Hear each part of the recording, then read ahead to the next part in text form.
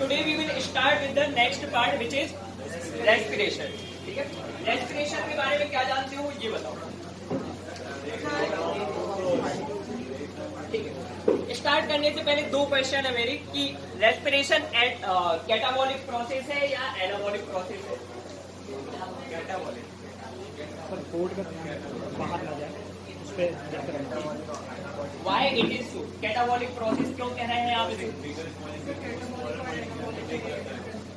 हाँ भाई, इसलिए मैंने वो क्वेश्चन पूछा है।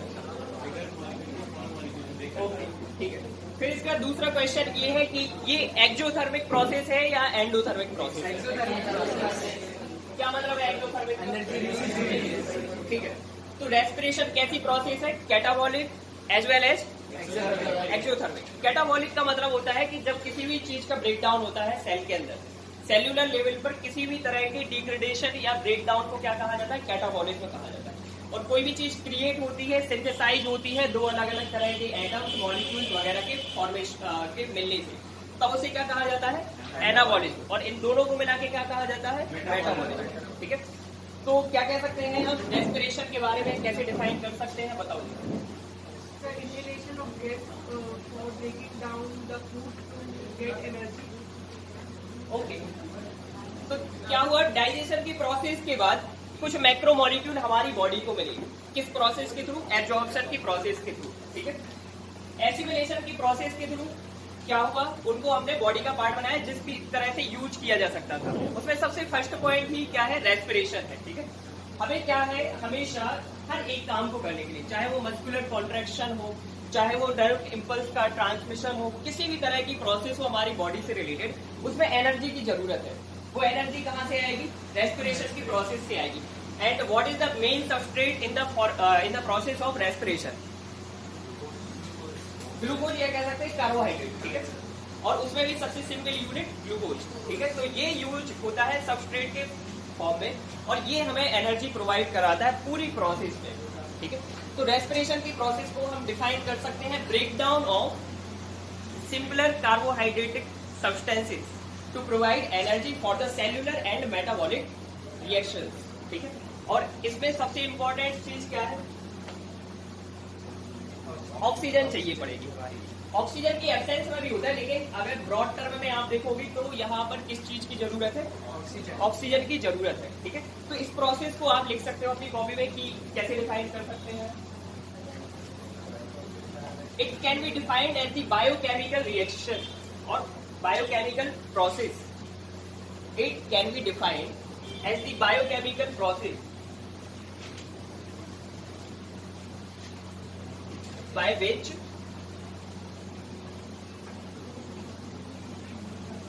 it can be defined as the biochemical process by which breakdown of food stuff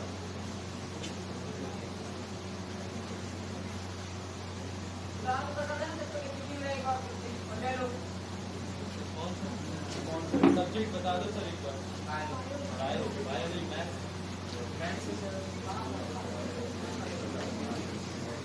by which breakdown of food stuff takes place inside the cell. Food का breakdown होता है कहां पर? सेल के अंदर।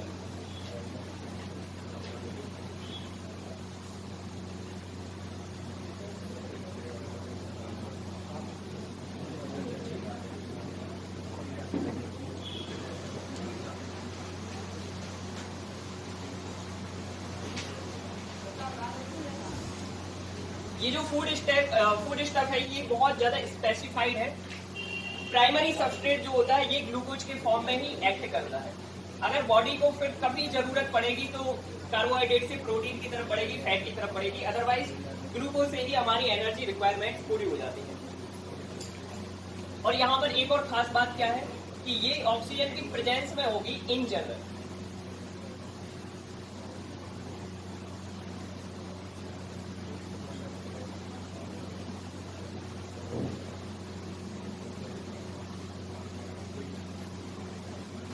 क्या ये सेल के बाहर पॉसिबल है? ये प्रोसेस सेल के बाहर पॉसिबल है क्या?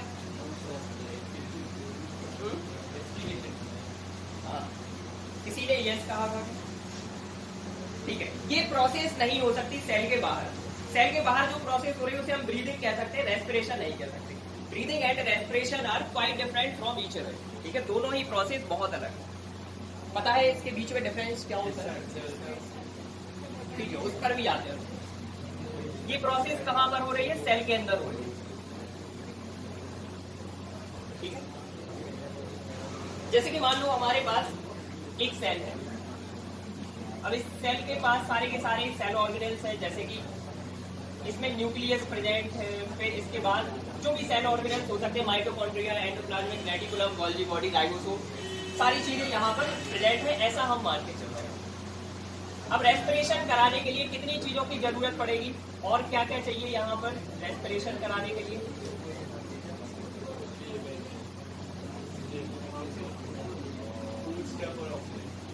ठीक है, हम ऐसा मान के चल रहे हैं कि इस सेल के अंदर ग्लूकोज प्रेजेंट है, यानी कि C6H12O6 which is an energy substrate, जो हमारे लिए एनर्जी प्रोवाइड कराएगा जब इसके ऊपर रिएक्शन की जाएगी। और दूसरी इंपॉर्टेंट चीज क्या है? ऑक्सीजन, मॉलिक्यूलर ऑक्सीजन, ठीक है। एटॉमिक ऑक्सीजन ले सकते हो क्या? क्या बात कर रहा हूँ, एडजस्ट नहीं कर। केमिकल रिएक्शंस के दौरान बहुत सारी रिएक्शंस में एटॉमिक ऑक्सीजन रिलीज होती है, जिसे नेसेंट ऑक्सीजन कहते हैं, ठीक है। तो एडजस्ट करती है, लेकिन हमारे काम की नहीं है। तो ये एक लिविंग सेल है, ग्लूकोज है, फिर इसके बाद ऑक्सीजन है। अब यहाँ पर एंजाइम्स रिएक्ट करेंगे। क्या लगता है रेस्पिरेशन में एंजाइम्स होते होंगे? विदाउट एंजाइम्स कोई भी प्रोसेस नहीं होती हमारी बॉडी में इन जनरल। क्या? हाँ, एंजाइम की जरूरत होती है, क्योंकि एंजाइम कैटालिस्ट का काम करते हैं। कैटालिस्ट जानते हो क्या होता है? क्या होता है?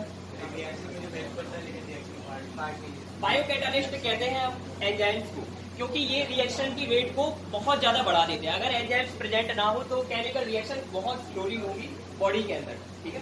तो ये एंजाइम्स की खासियत है। यहाँ पर एंजाइम्स प्रेजेंट होंगे अलग अलग तरह के। ये जो रेस्पिरेशन की प्रोसेस है ये साइटोप्लाज्म में होती है, और इसके अलावा कहाँ पर होती है?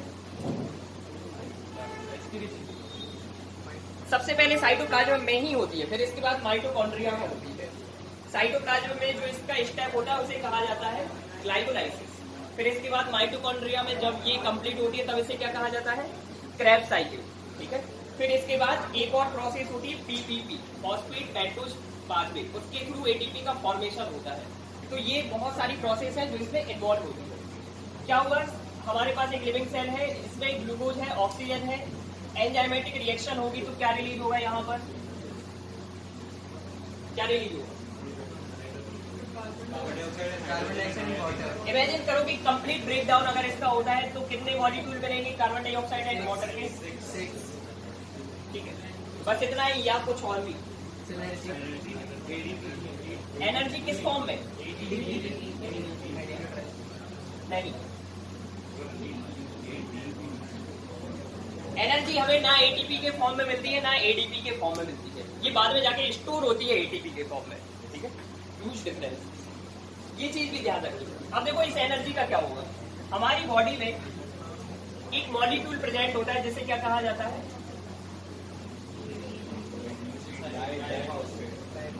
क्या लिखा है ये? एडीपी। इसका फुल फॉर्म क्या है? एडिनोसिन डाइफॉस्फेट, ठीक है। और हमारी बॉडी में मैग्निफिसेंट अमाउंट में प्रेजेंट होते हैं इनऑर्गेनिक फॉस्फेट के मॉलिक्यूल्स, जिसे क्या कहा जाता है? इसको आप लिख सकते हो, कंफ्यूज ना हो इसलिए इनऑर्गेनिक फॉस्फेट के फॉर्म में लिख सकते हो।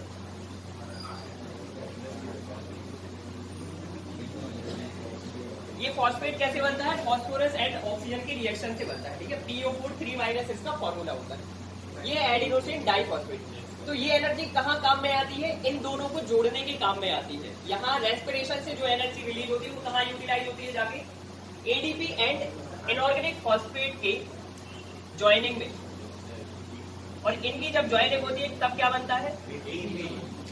डाई का मतलब होता है 2, ट्राई का मतलब होता है 3। यानी कि यहाँ पर 2 फॉस्फेट थे, यहाँ पर एक और फॉस्फेट था, इन तीनों को मिला दिया तो कितने बने? 3 फॉस्फेट, एडिनोसिन ट्राइफॉस्फेट। तो चक्कर तो यही है अभी कि एनर्जी यूटिलाइज कैसे हो रही है। फिर अभी तो ये आगे एटीपी के फॉर्म में ट्रैप हो गई है, अब कैसे मिलेगी एनर्जी? हाँ, अब जब ये एटीपी ब्रेक होगा, जब भी हमें एनर्जी की जरूरत होगी, एटीपी ये कहाँ फॉर्म हो रहा है? माइटोकॉन्ड्रिया के अंदर फॉर्म हो रहा है। बहुत सारे एटीपी मॉलिक्यूल्स फॉर्म होते हैं।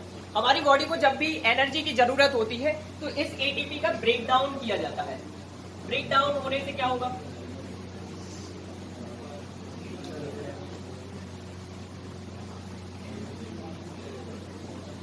जैसे आप लोगों ने इन्वर्टर के बारे में सुना होगा। इन्वर्टर में क्या होता है? इलेक्ट्रिकल एनर्जी स्टोर होती है ना? फिर इसको हम जरूरत पड़ने पर यूज कर सकते हैं। तो आपकी बॉडी में हमेशा एनर्जी फॉर्म हो रही है, इसको यूटिलाइज किया ही नहीं जाना है, तो हम क्या करेंगे? इसको स्टोर करके रखेंगे। कहाँ स्टोर करके रखा है हमने? एडीपी एंड आईपी को मिलाया तो बना एटीपी, यानी कि एडिनोसिन ट्राइफॉस्फेट। यहाँ पर हमने एनर्जी स्टोर करके रखी है। जब भी जरूरत पड़ेगी इसका ब्रेक डाउन किया जाएगा। क्या फ्री होगा यहाँ पर? एडीपी प्लस आईपी, और ये एनर्जी जो फॉर्म हुई है ये यूटिलाइज हो जाएगी। ये इसका बेसिक फुल कॉन्सेप्ट है, ठीक है? इसके बारे में ध्यान रखें। फिर इसके बाद कुछ इंपॉर्टेंट पॉइंट इस प्रोसेस के बारे में। सबसे पहली बात, ये एक कैटाबॉलिक प्रोसेस है। फिर इसके बाद ये एक एंजाइमेटिक प्रोसेस है, यानी कि यहां पर एंजाइम की जरूरत पड़ेगी। फिर इसके बाद एक और इम्पोर्टेंट चीज ये कि ये एक्सोथर्मिक रिएक्शन का पार्ट है, ठीक है? एक्सोथर्मिक का मतलब एनर्जी यहां से रिलीज होती है। तो जो एनर्जी अभी रेस्पिरेशन जो है इससे डायरेक्ट यूज नहीं कर सकते। अगर बॉडी को जरूरत पड़ेगी तो डायरेक्ट भी यूज हो जाएगी ये, ठीक है? अदरवाइज तो पहली प्रोसेस ये है कि एटीपी। अब तुम खुद सोचो, बॉडी में पहले से तुम्हारे पास एटीपी फॉर्म है, तो वो ब्रेक होंगे, ये एनर्जी तब तक न्यू एटीपी के फॉर्म में स्टोर हो जाएगी। समझ गए बात? अब देखो यहाँ पर जब ग्लूकोज का एक मॉलिक्यूल, या कह सकते हैं कि पूरी रेस्पिरेशन की प्रोसेस होती है और एटीपी बनता है, तो इस एटीपी से हमें कितनी एनर्जी मिलती है? एटीपी का एक मॉलिक्यूल आपको कितनी एनर्जी दे सकता है? ठीक है, ये आप लोग लिख सकते हैं कि जब ये ब्रेक होगा तो हमें कितनी एनर्जी प्रोवाइड कराएगा? 30.5 किलो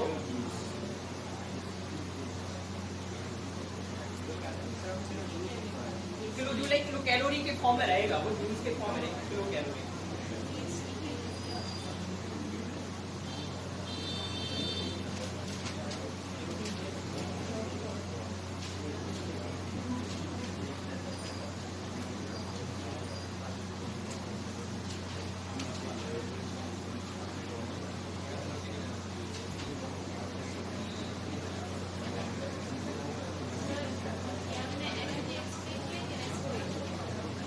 एनर्जी और रेस्पिरेशन को आप अलग कैसे कर सकते हो? दोनों ही जुड़ी हुई चीज है। रेस्पिरेशन से एनर्जी तो मिलती है। देखो, हमारी बॉडी में पहुंचे अलग अलग तरह के न्यूट्रिएंट्स। उन न्यूट्रिएंट्स के काम बहुत अलग अलग हो सकते हैं। वो बॉडी में जाके ग्रोथ एंड डेवलपमेंट कर सकते हैं, रिप्लेसमेंट कर सकते हैं पुराने मॉलिक्यूल्स का, और साथ ही साथ एनर्जी प्रोडक्शन कर सकते हैं। एनर्जी प्रोडक्शन करने की जो प्रोसेस होती है उसे रेस्पिरेशन कहा जाता है। ये रेस्पिरेशन कैसे होता है? सेल के अंदर होता है, ऑक्सीजन की प्रेजेंस में होता है। इसे बायोकेमिकल प्रोसेस इसलिए कहते हैं क्योंकि इसमें एक तो केमिकल पार्ट इंक्लूडेड है, पूरी की पूरी रिएक्शंस आप देख रहे हैं यहाँ पर, और साथ ही साथ हमारे बॉडी के बहुत सारे एंजाइम्स हैं, बहुत सारे ऑर्गन्स हैं जो कि इस प्रोसेस में इंक्लूड होते हैं, इसलिए इसे कहा जाता है बायोकेमिकल प्रोसेस। ठीक है, जैसे कि आपकी बॉडी में कार्बोहाइड्रेट की एक छोटी सी यूनिट प्रेजेंट है जिसे कहा गया ग्लूकोज। ये कहाँ प्रेजेंट है? ये प्रेजेंट है सेल के अंदर। ब्रीदिंग के थ्रू आपने जो ऑक्सीजन इनहेल की हुई है, ये ऑक्सीजन जाके रिएक्ट करेगी, साथ में एंजाइम्स आएंगे यहाँ पर, इस पूरी रिएक्शन को कंप्लीट करेंगे तो तीन चीजें यहाँ से रिलीज होती है, carbon dioxide, water and energy. ये डिपेंड करता है कि किस तरह का रेस्पिरेशन है। जरूरी नहीं कि हर बार ये इस तरह के कार्बन डाइऑक्साइड एंड वाटर के मॉलिक्यूल आपको देखने मिलेंगे। ये हम बात करेंगे जब एरोबिक एंड एनारोबिक रेस्पिरेशन की बात करेंगे, ठीक है, तब आएगी ये बात। तो अब जो एनर्जी यहाँ पर प्रोड्यूस हुई थी, उस एनर्जी का क्या होता है? हमारी बॉडी में ऑलरेडी प्रेजेंट होते हैं इस तरह के मॉलिक्यूल्स जिन्हें कहा जाता है एडीपी, एडिनोसिन डाइफॉस्फेट। एक और होता है जिसे कहा जाता है एएमपी, एडिनोसिन मोनोफॉस्फेट। ठीक है, तो मैंने उसकी बात अभी की नहीं है ज्यादा। एडीपी, एडिनोसिन डाइफॉस्फेट, और साथ ही साथ प्रेजेंट है आईपी, इनऑर्गेनिक फॉस्फेट। फॉस्फेट का मतलब क्या होता है? एक ऐसी एंटिटी जो कि फास्फोरस एंड ऑक्सीजन के मिलने से बनी है। ठीक है। PO4 3- इसका फॉर्मूला होता है, ध्यान रख सकते हो आप। ये दोनों जब मिलते हैं तो क्या बनाते हैं, ATP बनाते हैं। ATP जब ब्रेक होगा तो हमारे लिए ADP देगा, इनऑर्गेनिक फॉस्फेट देगा, एनर्जी देगा, और ये जो एनर्जी का मैग्नीट्यूड है वो यहाँ पे लिखा हुआ है।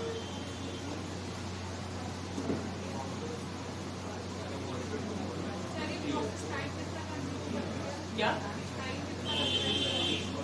ये बहुत फास्ट होने वाली प्रोसेस है, मतलब एक मॉलिक्यूल को ब्रेक करने में ही अगर आप मान लो कि घंटे भर की प्रोसेस करोगे तो ये तो बहुत ज्यादा बॉडी के लिए फिजिकल है ही नहीं ये सिस्टम कहीं से कहीं तक। ये माइक्रो सेकेंड्स में होने वाली प्रोसेस है, मॉलिक्यूल्स का ब्रेक डाउन हो रहा है। हमारी बॉडी में जितनी भी प्रोसेस हो रही है बहुत ज्यादा फास्ट रेट का होती है। नर्व इम्पल्स आपकी बॉडी में माइक्रो सेकेंड्स में पहुंच जाते हैं, यहाँ से वहां पूरे ब्लड की साइकिल हो जाती है 0.8 सेकेंड में। ये जितने भी प्रोसेस चल रहे हैं सारे बहुत फास्ट है। क्यों? क्योंकि यहाँ पे एंजाइम्स इंक्लूड है। ओके,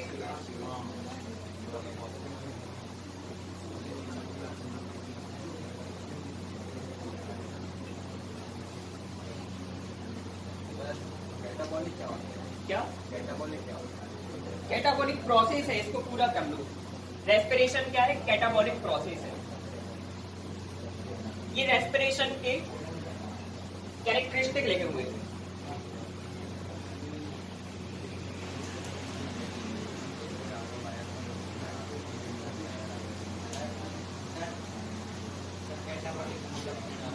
कैटाबॉलिक का मतलब क्या है? देखो हमारी बॉडी में अलग अलग तरह की रिएक्शंस चलती रहती है। मेनली इनको दो तरह से कैटेगराइज करते हो, या तो तुम्हारी बॉडी में कुछ फॉर्म हो रहा होगा, कुछ बन रहा होगा, है ना, या कुछ टूट रहा होगा, कुछ ब्रेक हो रहा होगा। जो भी हमारी बॉडी में ब्रेक डाउन से रिलेटेड प्रोसेस है वो सारी क्या कहलाती है? कैटाबॉलिक कहलाती है। यहाँ पे क्या हुआ? देखो ग्लूकोज ब्रेक हो गया, कितने सारे कॉम्पोनेंट्स में ब्रेक हुआ। ऐसी जो प्रोसेस हमारी बॉडी में चल रही है, जितनी भी प्रोसेस, जैसे कि मान लो आपकी सेल कोई मर गई, ठीक है, वो भी क्या है? कैटाबॉलिक प्रोसेस है। यानी कि हमारी बॉडी से कोई भी लॉस हो, किसी भी तरह का ब्रेकडाउन हो, वो आती है सारी कैटाबॉलिक प्रोसेस में। और आपकी बॉडी में जैसे मान लो बहुत सारे एमिनो एसिड मिले, उससे प्रोटीन बन गया, ठीक है, बहुत सारी ग्लूकोज की यूनिट मिली और कार्बोहाइड्रेट बन गया हायर लेवल का। ये सारी प्रोसेस क्या है? ये सारी है एनाबॉलिज्म, ठीक है। इन दोनों को मिला के कहा जाता है मेटाबॉलिज्म। यानी कि इन दोनों का बैलेंस हमारी बॉडी में बना रहता है, ना ही एक्सेसिव प्रोडक्शन होता है, ना ही एक्सेसिव डिग्रेडेशन होता है।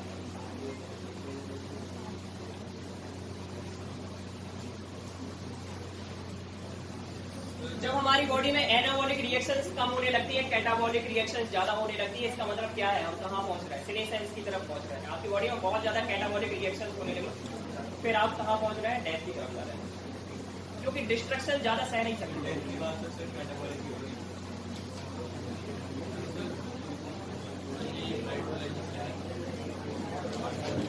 कहाँ पर?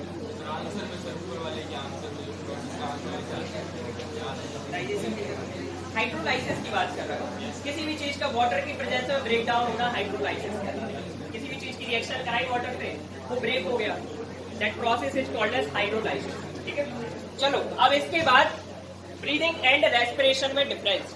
ब्रीदिंग क्या होता है एंड रेस्पिरेशन क्या होता है, इन दोनों के बारे में एक डिटेल्ड स्टडी डिफरेंसेस के थ्रू। ये मिटा दें।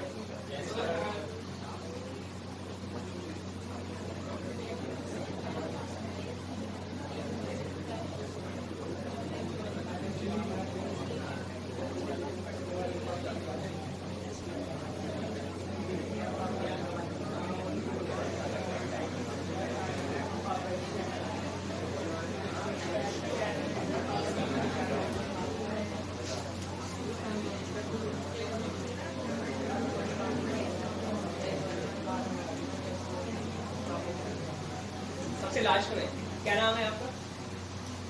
आपसे ही कह रहा है क्या? ओके, ब्रीदिंग क्या होती है? ब्रीदिंग प्रोसेस क्या होती है?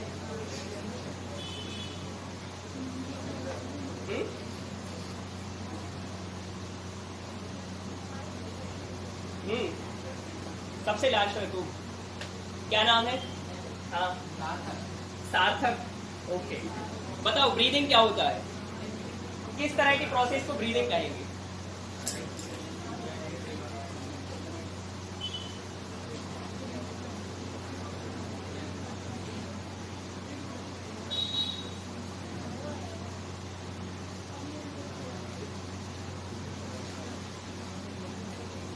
आप बताइए क्या नाम है आपका? क्या? अनमोल। ओके।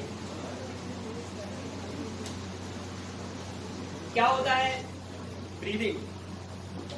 कौन सी प्रोसेस को ब्रीदिंग कहेंगे? कैसे डिफाइन करोगे?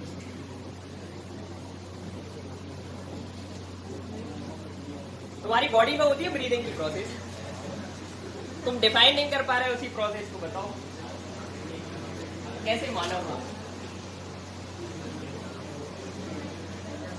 पूछ रहा है तुम तो आगे ही बैठे हो, पता है।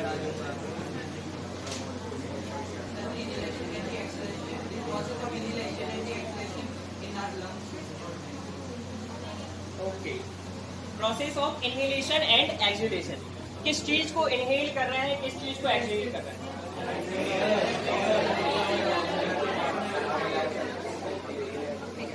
अच्छा ये बताओ, जब हम इनहेलेशन करते हैं तो क्या हमारी बॉडी में सिर्फ ऑक्सीजन जाती है?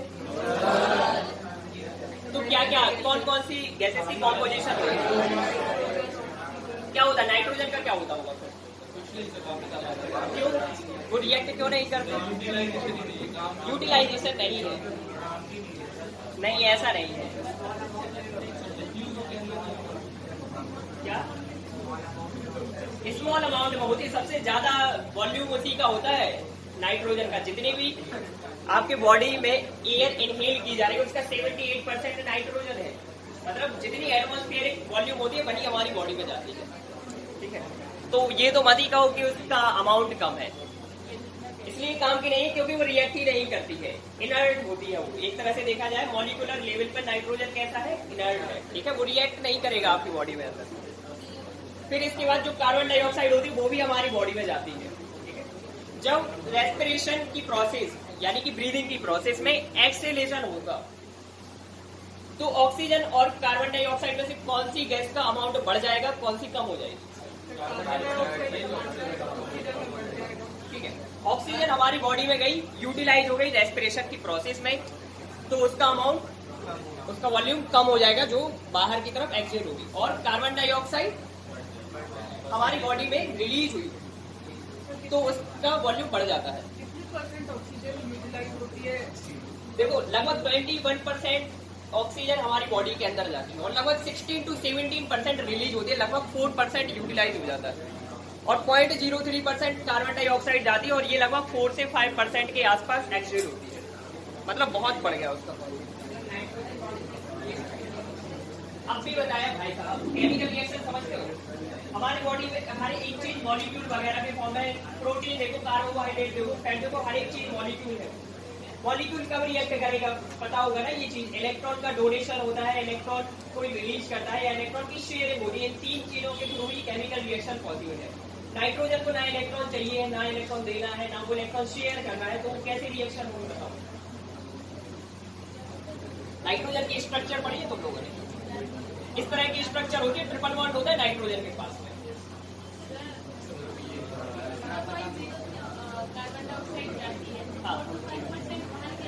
बाहर कैसे आती है? अभी कार्बोहाइड्रेट का ब्रेकडाउन हुआ था बॉडी में, कार्बन डाइऑक्साइड रिलीज हुई थी नहीं हुई? तो वो कार्बन डाइऑक्साइड कहाँ जाएगी? पॉइजनस है वो बॉडी के लिए, बाहर आ जाती है एक्सहेलेशन प्रोसेस के द्वारा। तो तुम्हारी समस्या का समाधान हुआ। ये नाइट्रोजन के दो एटम है जो ट्रिपल बॉन्ड के थ्रू फ्यूज है, ठीक है। ऑक्टेट पूरा है इनका। इनके एक्सटर्नल सेल में कितने इलेक्ट्रॉन हो चुके हैं? 8 इलेक्ट्रॉन हो चुके हैं। इनको कोई मतलब नहीं है रिएक्शन से, ठीक है। तो बॉडी के अंदर कोई रिएक्शन शो नहीं करेगा, समझ गए? ठीक है। फिर इसके बाद difference between breathing and respiration.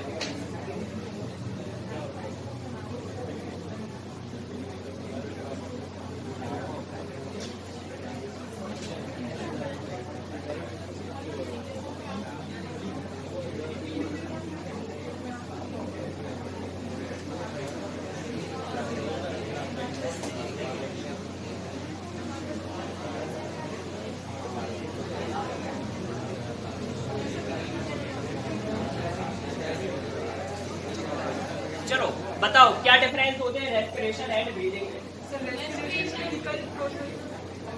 और रेस्पिरेशन बायोकेमिकल।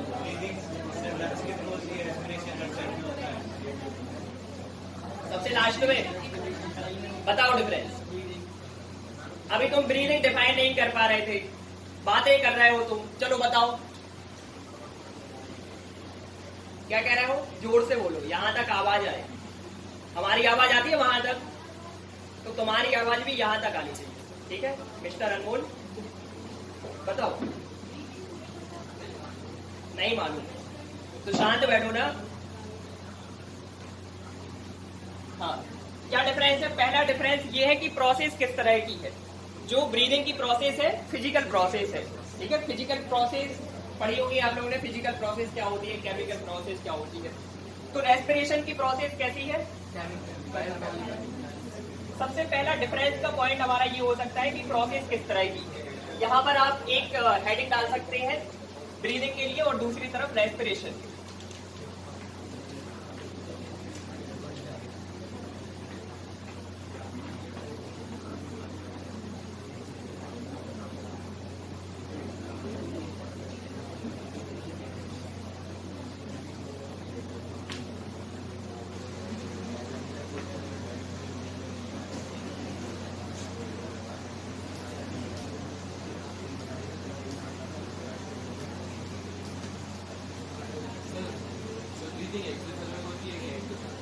क्या लगता है तुम्हें? सर कोई सी नहीं होती सर, वो केमिकल रिएक्शन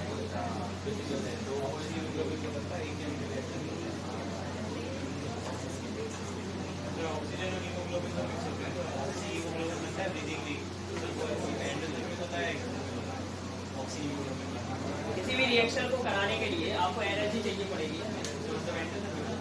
हाँ, मतलब हीमोग्लोबिन और ऑक्सीजन की रिएक्शन, खैर वो इतनी ज्यादा एनर्जी कंज्यूमिंग भी नहीं है, वहां पे एंजाइमेटिक रिएक्शन होती है ये, तो आप इसको प्योरली एंडोथर्मिक भी नहीं कह सकते। ऐसी कोई एनर्जी की जरूरत नहीं पड़ रही है हमारी। और एनर्जी की जरूरत पड़े या ना पड़े, एनर्जी का फॉर्म डिपेंड करता है ना।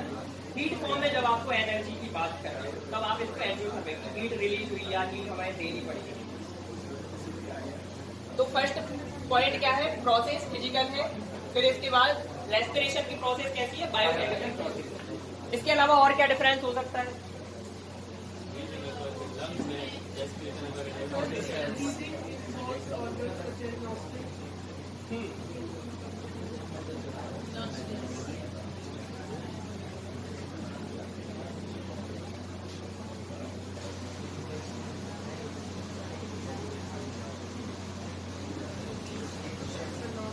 ब्रीदिंग मेनली कहाँ से रिलेटेड है?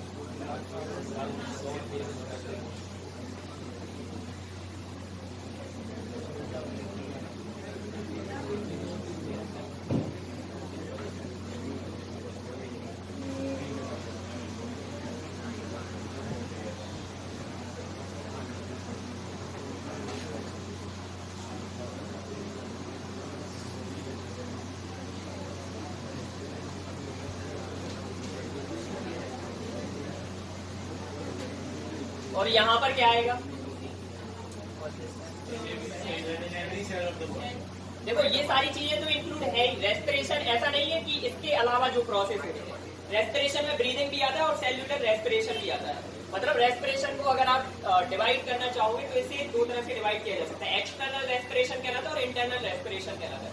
जो ब्रीदिंग की प्रोसेस होती है उसे कहा जाता है एक्सटर्नल रेस्पिरेशन, और जो सेल के अंदर होती है उसे क्या कहा जाता है? Internal respiration. तो इतने जो ऑर्गन्स है वो यहाँ पर रहेंगे, इसके अलावा और क्या आ जाएगा? सेल आ जाएगा। ठीक है,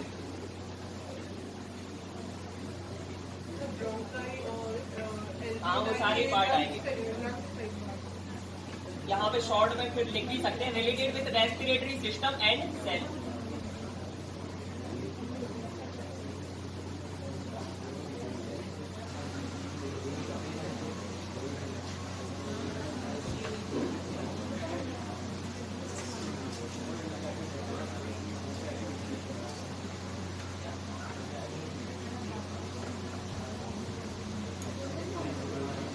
नीड ऑफ एंजाइम, कहाँ पर एंजाइम की नीड होगी?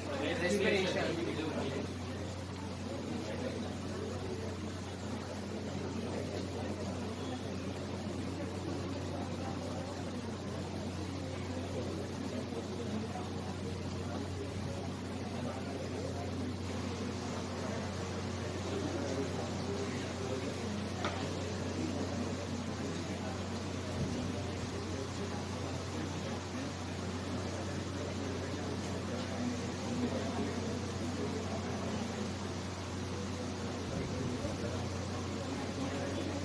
एनर्जी कहां से रिलीज होगी?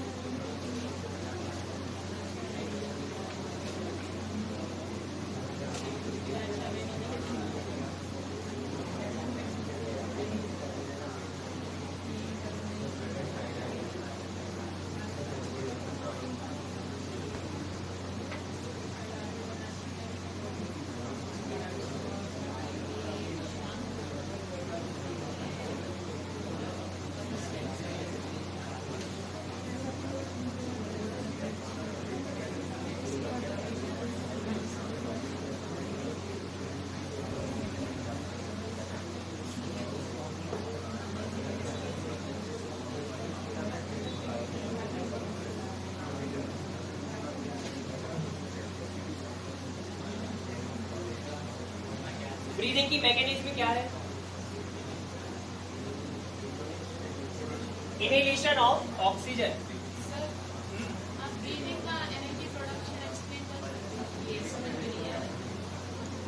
देखो ब्रीदिंग में आप क्या कर रहे हो? ऑक्सीजन ले रहे हो, CO2 रिलीज की, कोई एनर्जी प्रोड्यूस हुई क्या यहाँ पर? नहीं हुई ना। एनर्जी कहाँ प्रोड्यूस हो रही है? सेल्यूलर लेवल पर। वो कहाँ से रिलेटेड है? रेस्पिरेशन। सीधा सीधा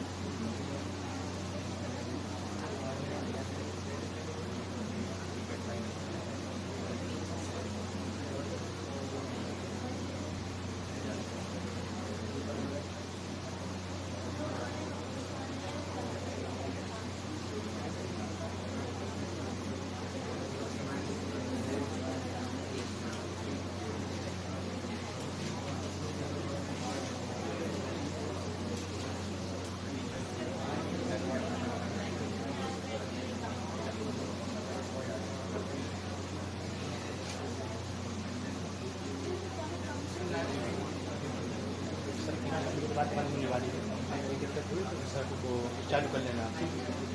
वैसे ये जूम वाली हाँ, और कोई दिक्कत हो तो किसी को मालूम कर बुला लेना। ठीक है सर।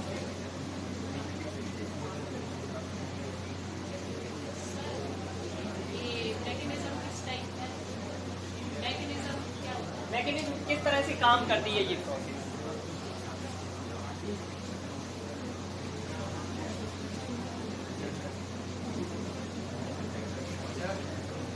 लास्ट में in the presence of oxygen भी ले सकते हैं। हाँ बिल्कुल ले सकते हैं।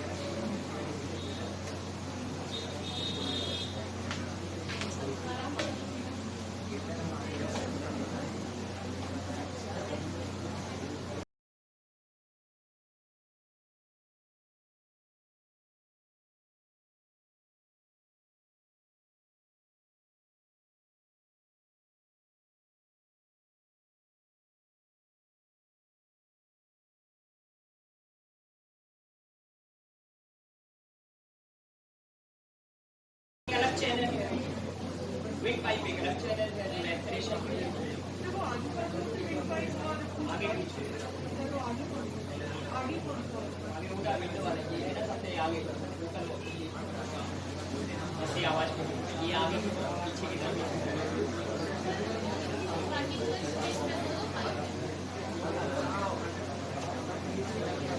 ठीक है, फिर इसके बाद देखो उसमें रेस्पिरेशन की प्रोसेस में मेनली 3 स्टेप होते हैं। कौन कौन से स्टेप समझ में आए? सबसे पहली बात तो इनहेलेशन ऑफ ऑक्सीजन, ठीक है। फिर इसके बाद एक्सहेलेशन, थर्ड होगा वो। फिर सेकंड है break down of food at the cellular level, और थर्ड होगा एक्सहेलेशन ऑफ कार्बन डाइऑक्साइड। तो आप लोग लिख सकते हैं there are mainly 3 steps involved in the process of respiration. There are mainly 3 steps involved in the process of respiration. देखो जल्दी। There are mainly 3 steps involved in the process of respiration. First one is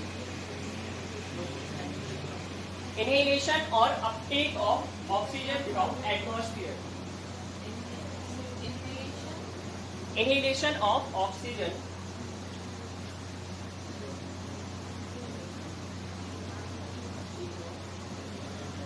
from atmosphere through the process of breathing. Through the process of breathing.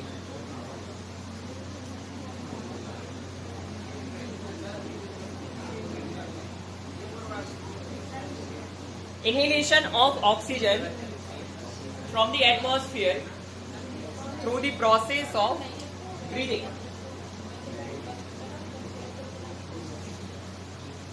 फिर इसके बाद second point लिखो, catalytic breakdown of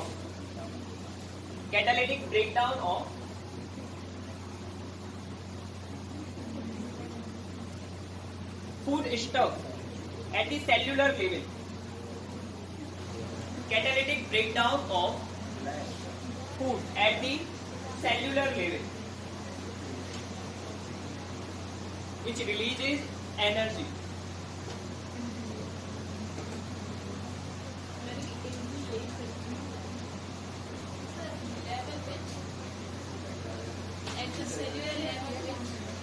At the cellular level, which produces energy. At the cellular level, which produces energy. और third है acceleration और releasing of carbon dioxide. Acceleration of carbon dioxide which is a poisonous waste material for the cell.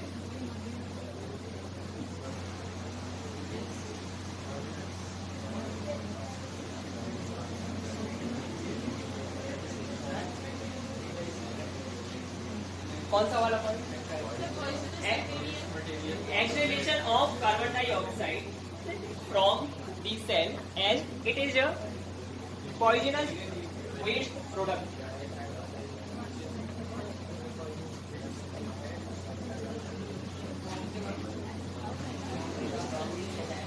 From the cell and it is a poisonous waste product.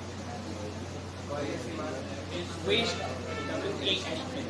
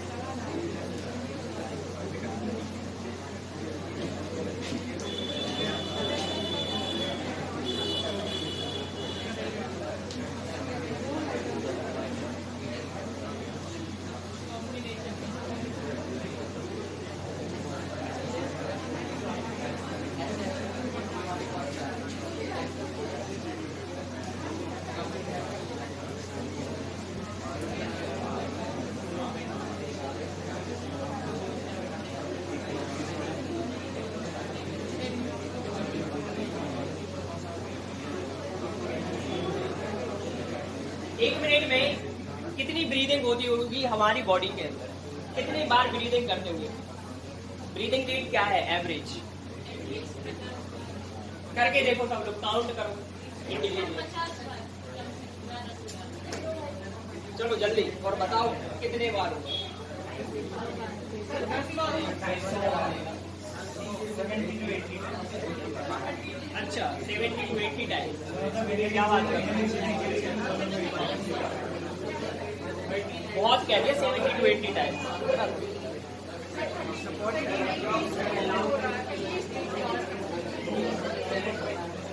आज ये काम करके देखना और कल मुझे बताना कि कितना है ब्रीदिंग रेट, ठीक है?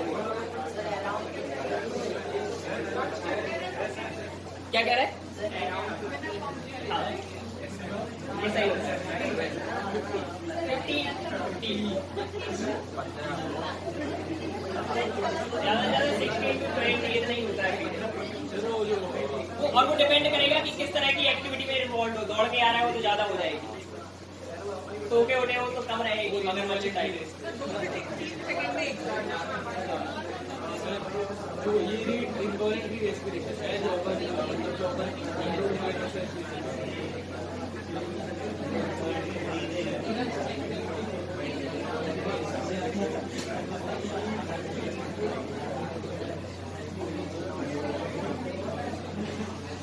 ठीक है, ये मिटा दे।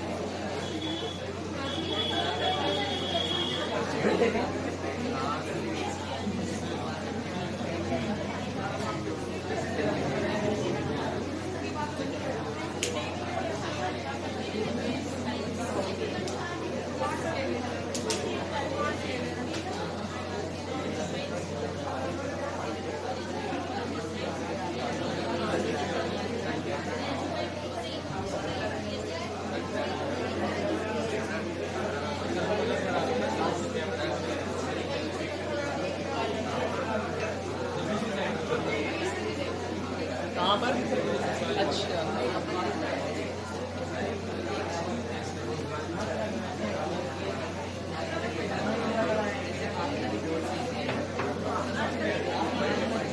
ठीक है, ये मिटा दे।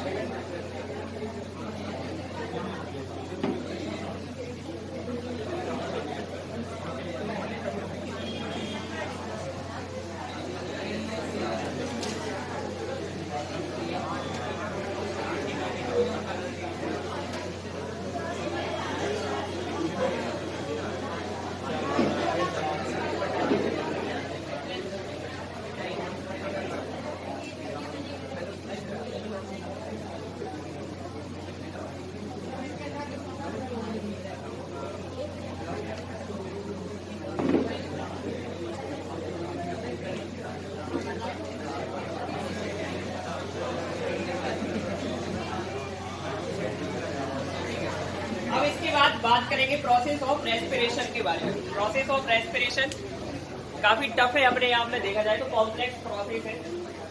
स्टार्टिंग होती है इसकी एक साइकिल के साथ में जिसे कहा जाता है ग्लाइकोलाइसिस साइकिल, ठीक है?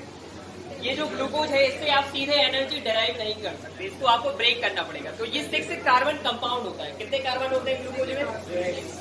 इसको ब्रेक किया जाता है सबसे पहले 3 कार्बन कंपाउंड में, ठीक है? यानी कि जैसे अगर ये 6 है तो कितने कंपाउंड दे सकता है ये 3 कार्बन वाले? 2 मॉलिक्यूल्स दे सकता है, ठीक है? इस प्रोसेस को कहा जाता है ग्लाइकोलाइसिस। ये जो 2 मॉलिक्यूल यहाँ पे फॉर्म होते हैं इन्हें क्या कहा जाता है? किसी को नाम पता है क्या?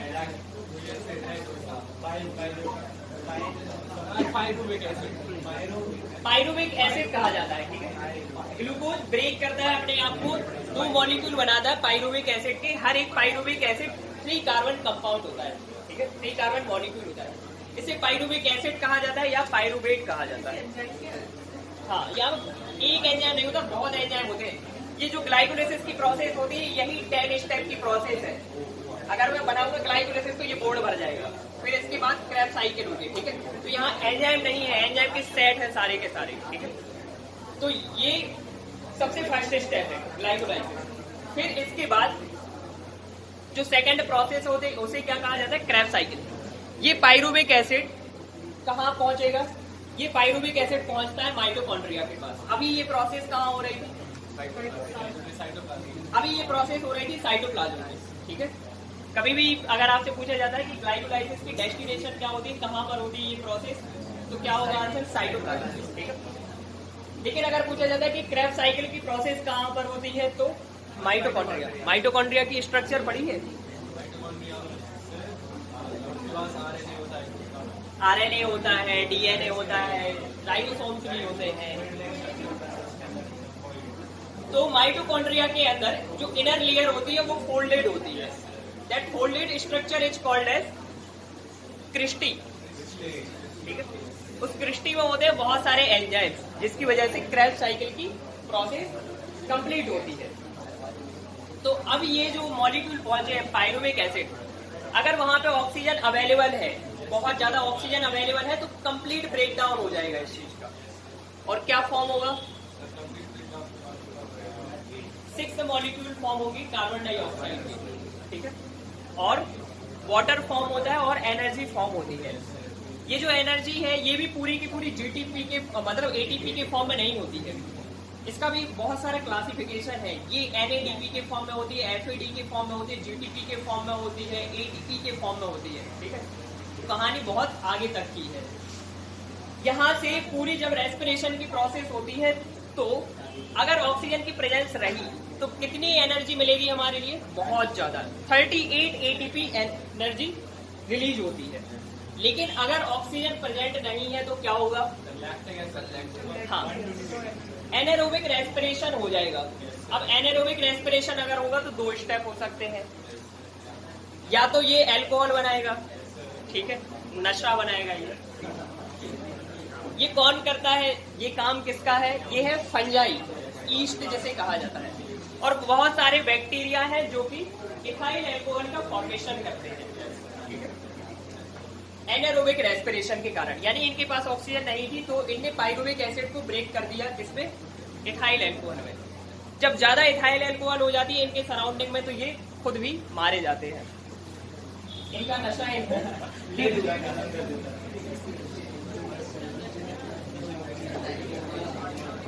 और फिर इनके दिमाग में आता है अल्कोहल इज इंजूरियस टू।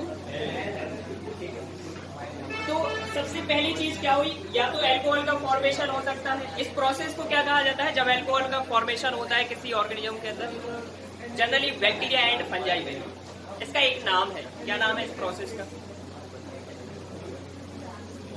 इसे कहा जाता है फर्मेंटेशन। तो इंडस्ट्रीज वगैरह में फर्मेंटेशन की प्रोसेस के थ्रू ही बनाई जाती है अल्कोहलिक बेवरेजेस। फिर इसके बाद दूसरी प्रोसेस क्या हो सकती है, जो पाइरुविक एसिड है वो लैक्टिक एसिड के फॉर्म में ब्रेक हो जाए। ये प्रोसेस जनरली होती है एनिमल्स में, ठीक है, हम जैसे एनिमल्स हैं। सोचो अगर हमारी बॉडी में अल्कोहल बनता है ना, तो ये जो ब्रांड है उनकी जरूरत नहीं पड़ती।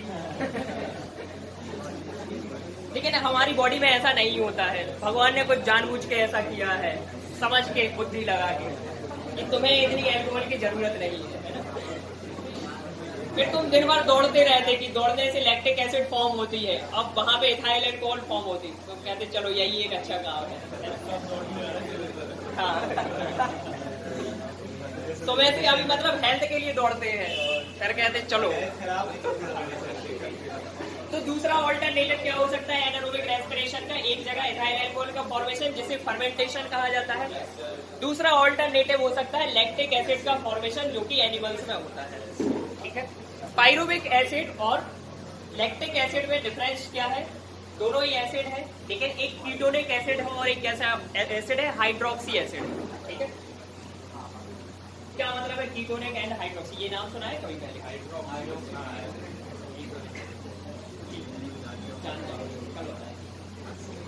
क्या, तुम हमें ये बताओ एरोबिक एंड एनारोबिक रेस्पिरेशन में क्या डिफरेंस है। क्या बात समझ में आई तुम्हें? बताओ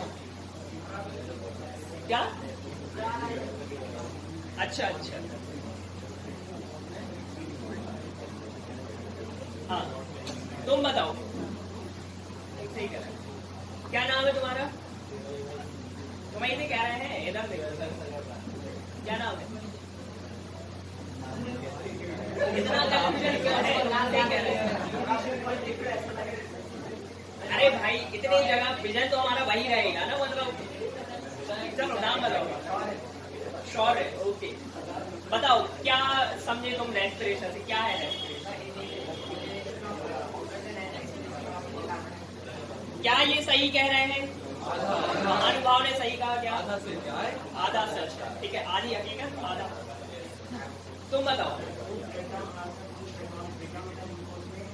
हाँ ठीक है, बहुत सही, ठीक है। चलो एरोबिक और एनारोबिक और बता दो लगेगा। अब भी बताया हमने, तो यही चीज नोटिस कर रहे थे कि अभी तुम क्या कर रहे थे तुम दोनों मिलके? आओ बहन चुगली करें टाइम। क्या समस्या है? सुना करो, यहाँ पे जो बात बताई जाती है ना, सुन लिया करो, थोड़े काम की होती है।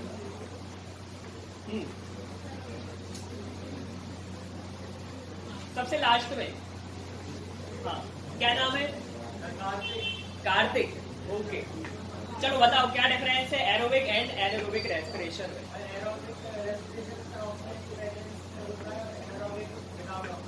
एनर्जी कहाँ ज्यादा मिलेगी? एनारोबिक रेस्पिरेशन जब होता है तो दो तरह के प्रोडक्ट बनते हैं, अभी मैंने बताया। कौन कौन से प्रोडक्ट होते हैं वो, क्या क्या हो सकते हैं? मतलब किन्हीं ऑर्गेनिजम्स में एक तरह का प्रोडक्ट बनेगा, किन्हीं में दूसरे तरह का। वो प्रोडक्ट क्या है? अच्छा चलो, वो कौन बताएगा? आप बताइए। आप एनारोबिक रेस्पिरेशन में दो तरह के प्रोडक्ट बनने की पॉसिबिलिटी होती है, वो दो प्रोडक्ट क्या है?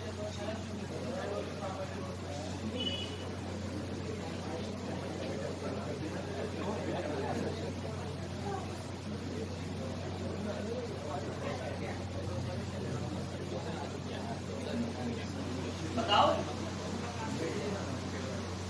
मैं तो बता दी, लेकिन मैंने पूछा तो किसी और से।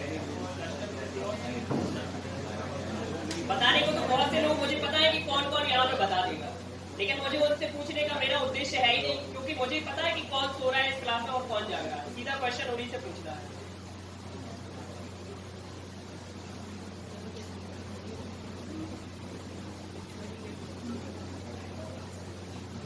अब मुझे बताने वाले भी पता है कौन बता देगा, मैं जिससे कह दूंगा वो बता देगा, क्योंकि पता है कि कौन सुन रहा है।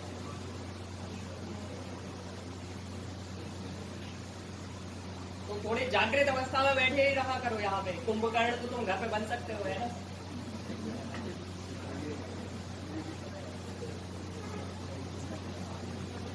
क्या सर कैफीन का कॉन्सेंट्रेशन पे, मतलब जो कॉन्सेंट्रेशन पे इफेक्ट बनता है? बिल्कुल होता है यार, कैसी बात कर रहे हो? अगर वो ज्यादा अमाउंट में होगा तो पूरी कॉन्सेंट्रेशन हिल जाएगी।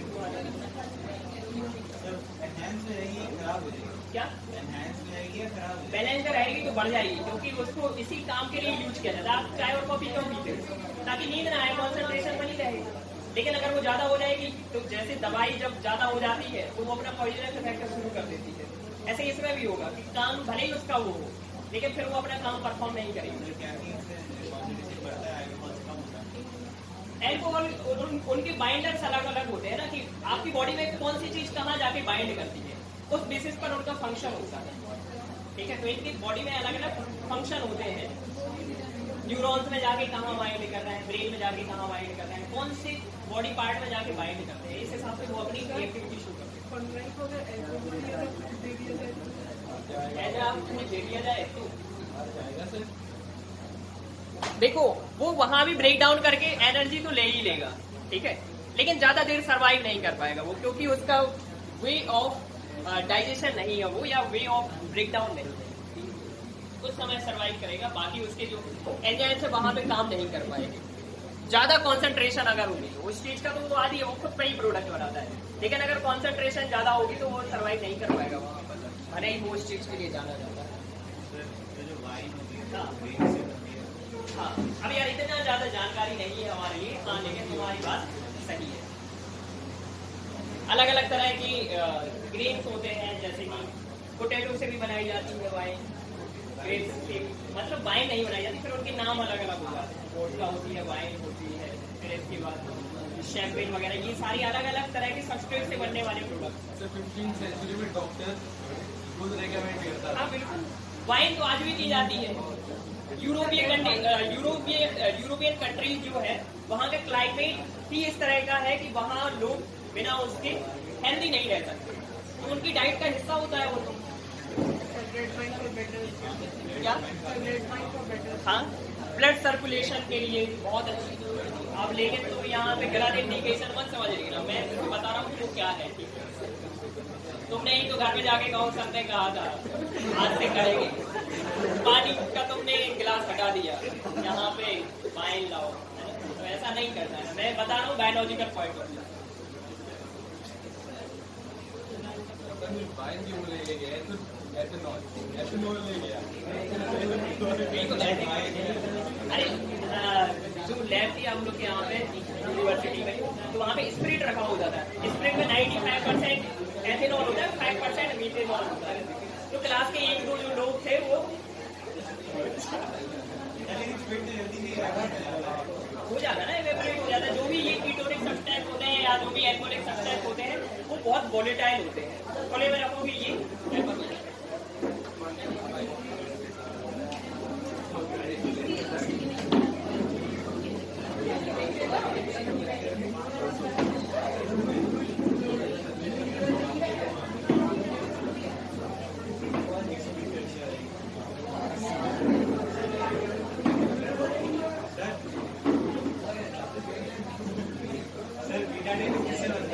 क्या? अब यार मुझे मेडिसिन की कॉम्पोजिशन थोड़ी पता है, फॉर्मेसी थोड़ी की है, मैं वो भी पता करके बता दूंगा।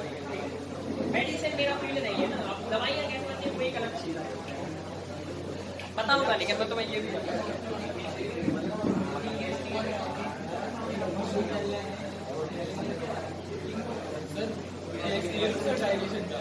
क्या टेस्ट ले रहे हैं? करते हैं। सब्जेक्टिव ही है ये।